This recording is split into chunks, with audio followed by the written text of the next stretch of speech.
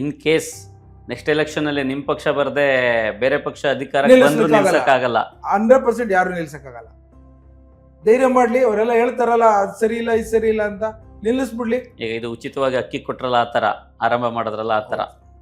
They should follow Congress, they should follow our ideology.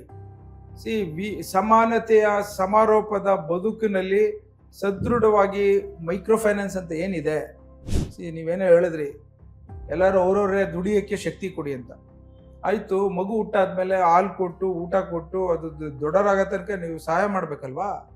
ಇವತ್ತಿನ ದಿನ imagine ಮಾಡಿ, ನೀವೇ ವಾಪಸ್ ನಾಳೆ ಬ್ಯಾಂಕ್ ಬ್ಯಾಲೆನ್ಸ್ ಝೀರೋ ಆದರೆ, ನಿಮ್ಗೇನು ಎಜುಕೇಷನ್ಸ್ ಇಲ್ದಲೆ ನೀವು ಒಂದು ಹಳ್ಳಿಲಿದ್ದು ಮೂಲಭೂತ ಸೌಕರ್ಯಗಳು ಕೊರತೆ ಇದ್ದಾಗ ಹೇಗೆ ದುಡಿತೀರಿ?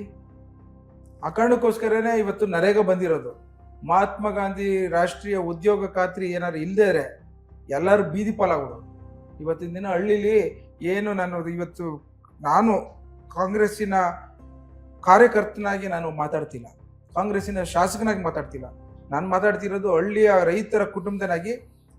MN NREGA is a beautiful project. ನನ್ಗೆ ಗೊತ್ತಿದೆ BJP ಅವ್ರು ಏನೇನು ಮಾತಾಡಿದ್ರು, ಇದನ್ನು ಕ್ಯಾನ್ಸಲ್ ಮಾಡ್ಬಿಡ್ತೀವಿ. ಅವರು ಕ್ಯಾನ್ಸಲ್ ಮಾಡಲಿ, ಅವ್ರು ನೋಡೋಣ. ಆಧಾರ್ ಕಾರ್ಡ್ ಕ್ಯಾನ್ಸಲ್ ಮಾಡ್ತೀನಿ, ಕ್ಯಾನ್ಸಲ್ ಮಾಡಲಿ ನೋಡೋಣ. ಆಗಲಿಲ್ಲ ಅವ್ರ ಕೇಳಿ.